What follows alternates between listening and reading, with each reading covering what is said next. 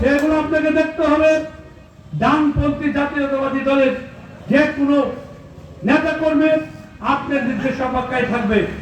আজকে আমি শুনতে পাই বিভিন্ন বাড়িতে, বিভিন্ন অলিতে গলিতে আওয়ামী লীগ, যুবলীগ এবং ছাত্রলীগের ভাইরা ভুল মিটিং করেন। সাবধান হয়ে যান। আমরা শাহিন ভাইকে মানি, শাহিন ভাইয়ের নির্দেশের অপেক্ষায় থাকি। শাহিন ভাই 5 আগস্টের পর থেকে এখন পর্যন্ত কোন চাঁদাবাজি, কোন টেন্ডারবাজি, কোন জায়গা দখল এসব পছন্দ করেন না। ইনশাল্লাহ এইগুলো উনি নিজ মনের থেকে আওয়ামী লীগ, বিএনপি সর্বোচ্চ দল মিলে আজকে একসাথে থাকতে চান।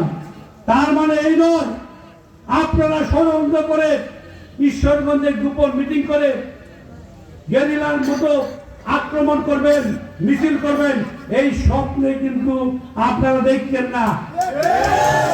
দেখলে কিন্তু রেজাল্ট ভালো হবে না। ঈশ্বরগঞ্জের আওয়ামী লীগের জন্য শাহিন ভাই একাই যথেষ্ট। এবার এই গ্রুপ আসেন আর এই গ্রুপে আসেন, মিলে আসেন, শাহিন ভাই একলাই যথেষ্ট। এখন পর্যন্ত শাহিন ভাই আপনাদেরকে